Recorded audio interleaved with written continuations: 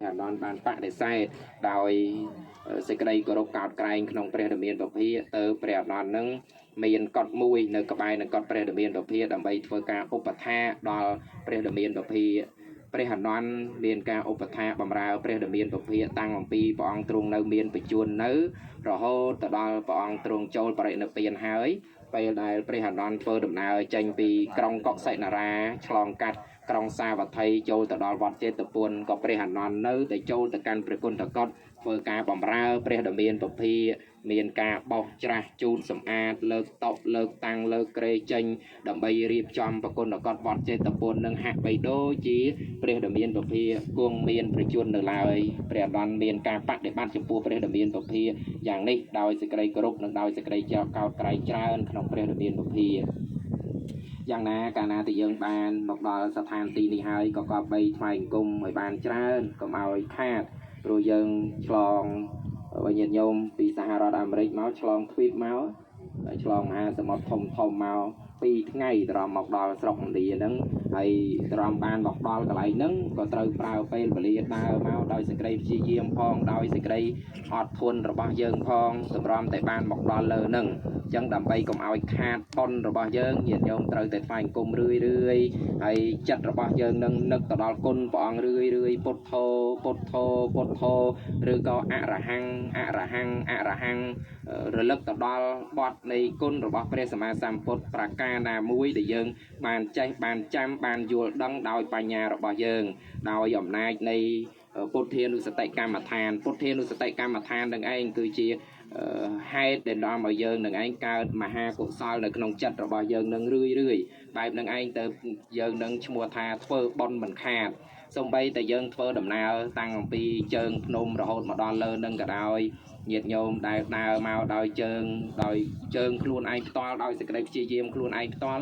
បើនៅក្នុងខណៈដែលញាតិញោមដើរហ្នឹងឯងបានញ៉ាំងចិត្តនឹកទៅដល់ព្រះអង្គថាអោណោះព្រះអង្គទ្រង់គង់នៅលើភ្នំកិច្ចកោតនេះឯងអាត្មាអញដើរទៅនេះមិនមែនដើរទៅណាទេគឺដើរទៅកល់ព្រះដ៏មានប្រភេទនៅលើភ្នំកិច្ចកោតគឺយើងតាំងចិត្តថាព្រះអង្គគង់នៅក្នុងទីកន្លែងណាបើទោះបីជានៅឆ្ងាយប្រប៉ុណ្ណាក៏ដោយបើទោះបីជានៅលើកំពូលភ្នំខ្ពស់ប្រប៉ុណ្ណាក៏ដោយអាត្មាអញត្រូវតែឡើងទៅកល់ព្រះដ៏មានពភាបើយើងបានតាំងសេចក្តីព្យាយាមបែបនេះហើយដើរមកនឹកគុណព្រះអង្គបដើពុទ្ធោអរហង្គហើយមានសេចក្តីអត់ធន់នៅក្នុងការដើរនឹងទៅទៀតអញ្ចឹងវិរិយៈគឺសេចក្តីព្យាយាមនៅក្នុងការដើររបស់យើងនិងខន្តីគឺសេចក្តីអត់ធន់អត់ធ្មត់ការលំបាកនៅក្នុងឡើងមករបស់យើងនឹងវិរិយៈនិងខន្តីនឹងឈ្មោះថាជាចេតសិកដែលកើតរួមជាមួយនឹងមហាកុសលនោះឯងគឺមានគុណរបស់ព្រះសម្មាសម្ពុទ្ធមកជាអារម្មណ៍អញ្ចឹងញាតិញោមឈ្មោះថាបានបុណ្យជានិច្ចតាំងអំពីឡើងមកពីជើងភ្នំរហូតមកដល់ព្រះគុណកតរហូតដល់យើងបានថ្វាយបង្គំព្រះដ៏មានពភាចិត្តរបស់ញាតិញោមនឹងឯងចិត្តរបស់គណៈគុំចាស់នឹងឯងឈ្មោះថាជាចិត្តប្រកបទៅដោយមហាកុសលគ្រប់ពេលវេលាទាំងអស់ហើយជាបន្តទៅទៀតនេះខ្ញុំគណៈក៏នឹងបានលើកយកនៅរឿងរ៉ាវខ្លះដែលជាប់ទាក់ទងទៅនឹងភ្នំកិច្ចកោតហ្នឹងហើយជាពិសេសគឺឈ្មោះរបស់ភ្នំនេះមិនមែនភ្នំកាច់ចកោតទេណាញាតិញោមមិនមែនកាច់ចកោតទេកាច់ចកោតឡានកាច់ចកោតម៉ូតូអីទេកិច្ចកោតយើងសរសេរគោដាក់ស្រៈអ៊ីចូលជើងឈោកស្រៈអូនិងដយើងអានថាកិច្ចកោត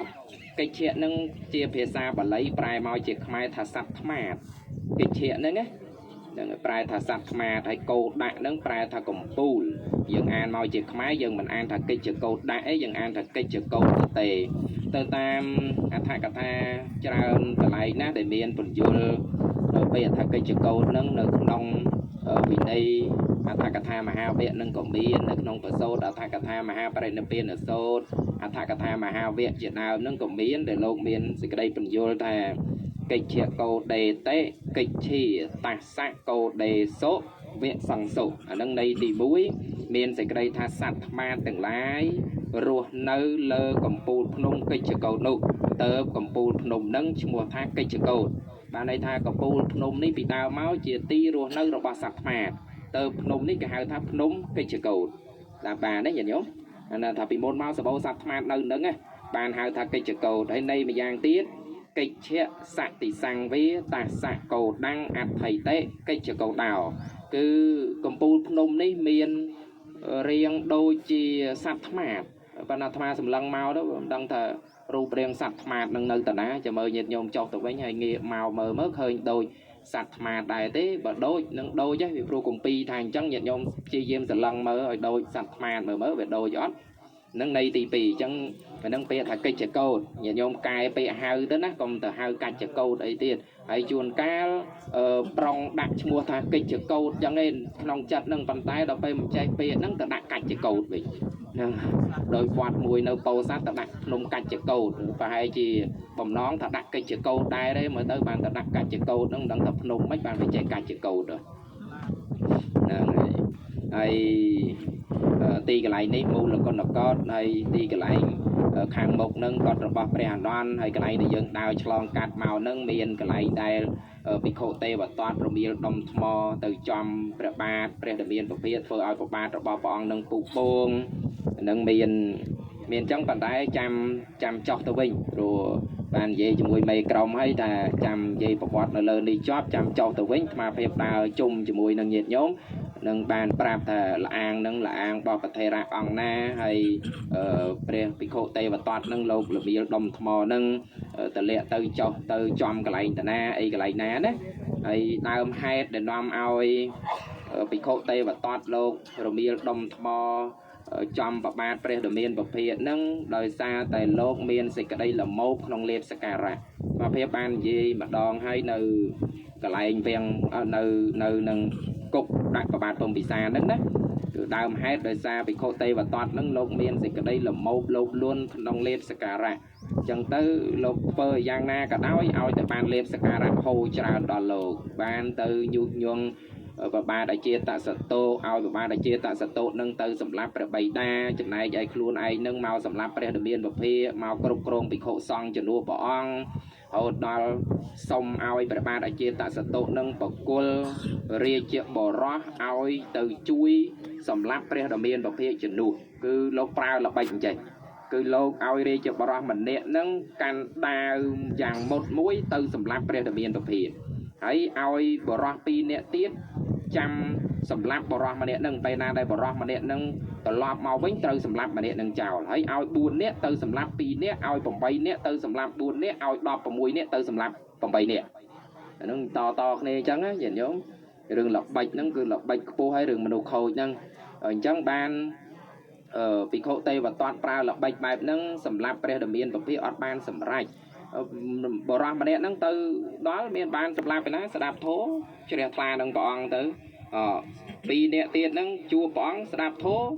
ជ្រះថ្លាទៀតទៅ4នាក់8នាក់16នាក់ហ្នឹងជ្រះថ្លាទាំងអស់ទៅចុងក្រោយមានម្នាក់ហ្នឹងមកប្រាប់ភិក្ខុទេវតាទៅជ្រះថ្លានឹងព្រះអង្គអស់ហើយអត់មានអ្នកណាទៅសម្លាប់ព្រះអង្គបានទេបានក្រោយមកទៀតហ្នឹងលោកកើតទុកមិនសុខចិត្តប្រើគេឲ្យទៅសម្លាប់មិនបានលោកទៅប្រើឲ្យនាយទៅសោប៉ាន់អ្នកគ្រប់គ្រងដំរីនេឡាគិរីឲ្យដំរីនេឡាគិរីនឹងមកព្រិចព្រះរាមាពភាពេលហ្នឹងព្រះរាមាពភាព្រះអង្គទ្រង់យាងទៅកាន់ក្រុងរាជក្រឹសនឹងជាមួយនឹងភិក្ខុសង្ឃទាំងឡាយហើយពេលដែលឃើញដំរីមកហ្នឹងភិក្ខុសង្ឃទាំងឡាយភ័យដោយការពារព្រះអង្គចឹងហើយព្រះអង្គប្រាប់ភិក្ខុទាំងឡាយថាបើចាំមកការពារដំរីនេឡាគិរីនឹងតថាគតនឹងអាចអប់រំបានពេលដែលដំរីនេឡាគិរីមកហ្នឹងក៏ប្រែទៅជា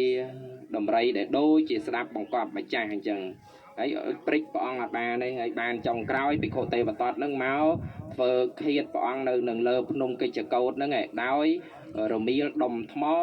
ចុះមកដើម្បីសម្លាប់ព្រះរាមាពភាតែធម្មតាជាតិជាព្រះពុទ្ធនេះអត់មានអ្នកណាសម្លាប់ព្រះអង្គបានទេបាទន័យថាជាតិជាព្រះពុទ្ធនេះគឺត្រូវបរិនិព្វានដោយខ្លួនព្រះអង្គឯងអត់មានបុគ្គលណាកំថាឡើយមនុស្សទេវតាមីអិនព្រំណាក៏ដោយក៏មិនអាចដើម្បីសម្លាប់តួអង្គព្រះសម្មាសម្ពុទ្ធបានដែរហ្នឹងដោយសារតែរឿងហេតុបែបហ្នឹងទៅធ្វើឲ្យភិក្ខុទេវតានឹងលំៀលដុំថ្មទៅធ្វើគុតព្រះរាមាពភាហើយដែលឋានភិក្ខុទេវតានឹកឃើញលំៀលដុំថ្មទៅឲ្យចំព្រះអង្គហ្នឹងមិនមែនឥតហេតុទេដោយសារតែព្រះអង្គហ្នឹងធ្លាប់បានសម្លាប់នៅបងប្អូនដែលមានម្ដាយទីតីឪពុកតែមួយហើយនៅក្នុងការសម្លាប់ហ្នឹងគឺសម្លាប់ព្រោះរឿងដដើមទ្របហ្នឹងឯងហើយហ្នឹងអតីតជាតិរបស់ព្រះសម្មាសម្ពុទ្ធនៃយើង សម្លាប់ដើម្បីដណ្ដើមទ្រព្យដោយចាប់ប្អូនប្រុសនឹងឯងទៅបោកនឹងដុំថ្មហើយយកដុំថ្មមួយទៀតនឹងទៅសកត់ពីលើបាបកម្មនឹងឲ្យបានសំបីតែមកត្រាស់ដឹងជាព្រះសម្មាសម្ពុទ្ធនឹងហើយក៏ដោយក៏នៅតែបាបនឹងតាមមកឲ្យផលអញ្ចឹងញាតិញោមយើងទោះបីជាឈឺម្ដេចម្ដាកើតរោគអីបើរោគណាព្យាបាលមិនជាទេប្រហែលជារោគនឹងកើតមកពីកម្មហើយបើថារោគនឹងកើតមកពីកម្មអត់មានបុគ្គលណាដែលអាចជៀសវាងជំងឺព្យាធិទាំងអស់នឹងបានទេបើកម្មឲ្យផលហើយសំបីទៅតួអង្គព្រះសម្មាសម្ពុទ្ធដែលអស់ទៅនៅអាសវៈកិលេសបានដល់នៅភាពជាសัพពញ្ញូពុទ្ធក៏ដោយក៏មិនអាចដើម្បីបញ្ជាកម្មមិនឲ្យកើតឡើងមិនឲ្យផលចំពោះព្រះអង្គបានដែរហើយដល់ពេលដែលយើងអត់មានសម្មាទិដ្ឋិក្នុងរឿងហ្នឹងយើងចេះតែធ្វើអីដើម្បីបញ្ជាកម្មពៀមិនឲ្យផលវាអត់មានក៏ប៉ុន្តែវាលុះត្រាណាតែកម្មដែលចូលមកឲ្យផលនឹងឯងជាកម្មមួយមិនមែនជាកម្មធ្ងន់មិនមែនជាគរុកម្មអាហ្នឹងអាចបញ្ជាបានតួយ៉ាងដូចជាបថេរៈលោកជាអ្នកដែលរចនាគម្ពីរដូចជាព្រះថេរៈពុទ្ធកោសាចាររចនាគម្ពីរវិសុទ្ធិមេអីអញ្ចឹងមុននឹងលោករចនាគម្ពីរលោកតែងតែនមស្ការដល់បរតនត្រ័យដើម្បីបញ្ជានៅអន្តរាយដែលកើត